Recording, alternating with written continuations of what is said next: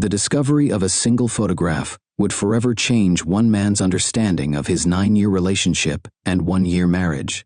While searching through cloud storage for vacation memories, he stumbled upon evidence of his wife's Valentine's date with another man, complete with wine, strawberries, and an intimate smile he thought was reserved only for him. What followed was a devastating journey through betrayal, confrontation, and eventually, rebuilding a life shattered by deception. This is the story of trust destroyed and the painful path to healing that followed.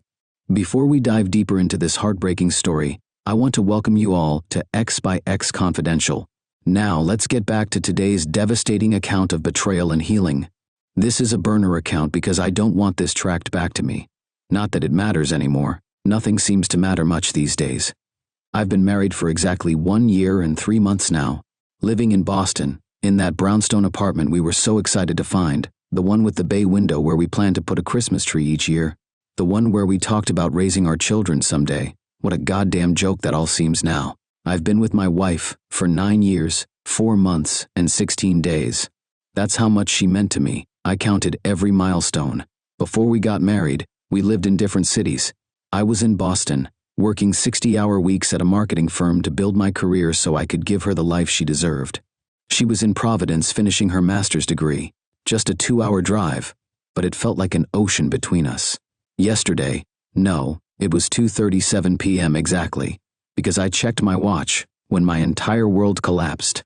I was searching through our shared cloud storage for photos from our trip to Maine last summer, the ones where she's laughing on the rocks at Portland Headlight. I wanted to make a collage for our anniversary. What I found instead was a folder I'd never seen before. Hidden, but not hidden well enough. Inside was a photo of my wife from 2 years ago. 2 fucking years ago. She was at some upscale restaurant, the kind with dim lighting and white tablecloths. Across from some guy I've never seen before. Some smirking asshole with his hand on hers. Valentine's Day decorations everywhere. Heart-shaped chocolate-covered strawberries that I know cost a fortune because I sent her some that same day and had to eat ramen for a week after. She told me they got lost in delivery. Lost in delivery. Wine glasses half empty. Rose petals scattered on the table.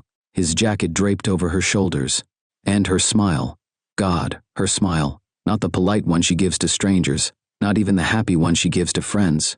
That special one I thought was reserved just for me. That smile that reaches her eyes and makes the little dimple appear on her left cheek. That smile I proposed to. That smile I married. My hands were shaking so hard I dropped my phone. I threw up in the kitchen sink. 9 years together. 9 years. And I never knew about this guy. Who the hell is he? How many others have there been? How many nights did I call her, telling her how much I missed her, while she was lying in someone else's bed? Looking back now, the signs were screaming at me. The weekends she couldn't visit because of group projects that somehow never included video calls. The way her phone was always face down around me. The calls that went to voicemail when I'd phone unexpectedly. Oh, my phone was charging in the other room. Bullshit. The way she'd get defensive if I asked too many questions about her new study partners. The mysterious overnight library sessions during finals week.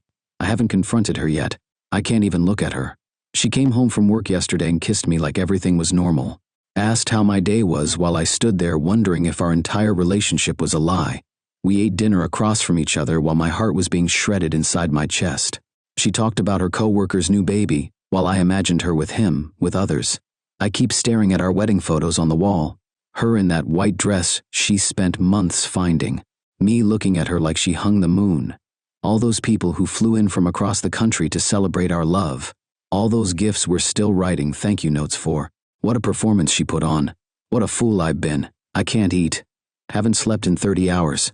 Keep checking her phone when she's in the shower, reading old text messages, searching for clues, for names, for anything that might tell me how much of my life has been a lie. Edit 1, it's 3 a.m. She's sleeping peacefully beside me while I'm huddled in the bathroom with the shower running so she won't hear me breaking down. Thank you all for the supportive comments. I've taken screenshots of everything and sent them to a new email account she doesn't know about. I've contacted 3 divorce attorneys and a meeting with one tomorrow morning. The one who specializes in cases like mine, where there's been infidelity. He said to gather as much evidence as possible before confronting her, to protect myself.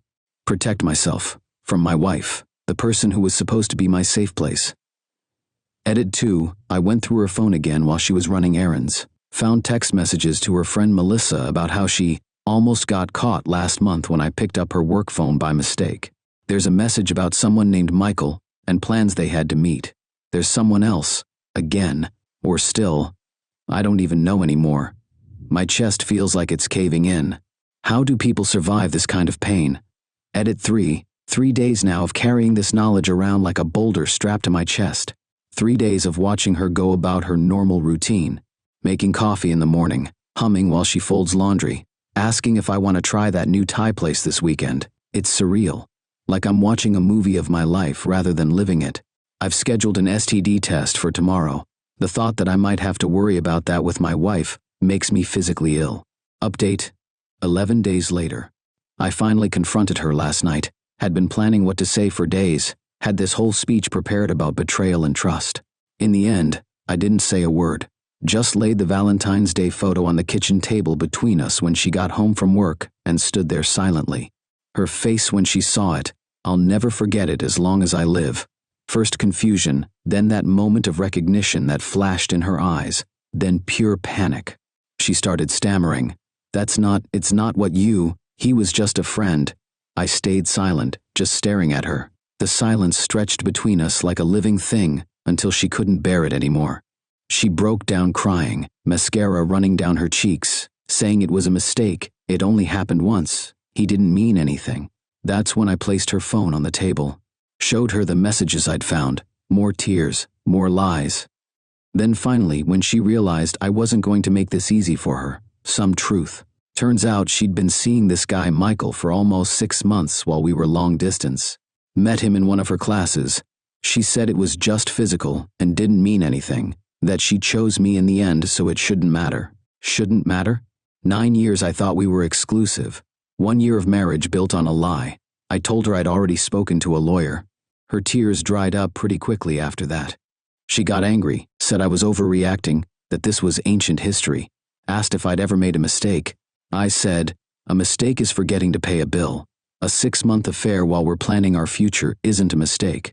It's a choice you made every single day for half a year. I'm staying at my brother's place now. The divorce papers will be ready next week. I took our dog Baxter. She never walked him anyway. Update, 3 weeks later. She's been relentless. Texts, calls, emails. Showing up at my office, begging for another chance. Says she'll do therapy, couples counseling, anything to save our marriage. Her mother called me yesterday, crying, asking me to reconsider. Said everyone deserves forgiveness, that marriages go through hard times. I asked her if she would have forgiven her husband for carrying on a 6-month affair while they were engaged. She hung up. I've been going through old photos, old messages, looking for other signs I missed. There were so many. Weekend trips with the girls that didn't quite add up when I cross-referenced with social media posts. Friends whose names appeared and disappeared. Unexplained receipts. Hotel charges that she claimed were coding errors. I feel like our entire relationship was built on quicksand, and I've finally stopped sinking. The anger is fading now. Mostly I just feel hollow, empty, like I'm grieving the death of something that never actually existed. Update. 4 months later. Divorce is moving forward. I'm in therapy now, working through the trust issues this has left me with. My friends have been amazing, especially after I learned that some of them had suspicions but didn't know how to tell me. That hurt at first, but I understand. No one wants to be the messenger. I found out through a mutual friend that she's already dating someone. Apparently, it's an old friend from college. Yeah, right. Part of me wants to warn this guy, but I'm done with that chapter of my life. Not my circus, not my monkeys anymore. Some days are better than others. I've moved to a new apartment. Smaller, but it's mine. No memories there. No ghost of her laughing in the kitchen or sleeping beside me. Baxter seems happier too, strangely enough. Maybe dogs can sense when something's wrong. Final update, 21 months later. Just wanted to let everyone know I'm doing better now. The divorce was finalized a year ago. I moved to Seattle for a fresh start.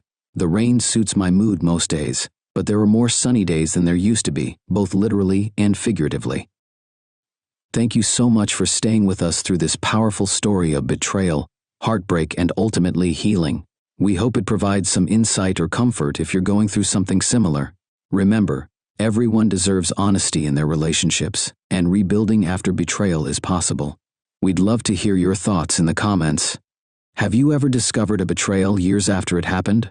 How did you handle it? Don't forget to smash that like button if you found value in this story, subscribe to X by X Confidential, and hit the notification bell to catch our next video.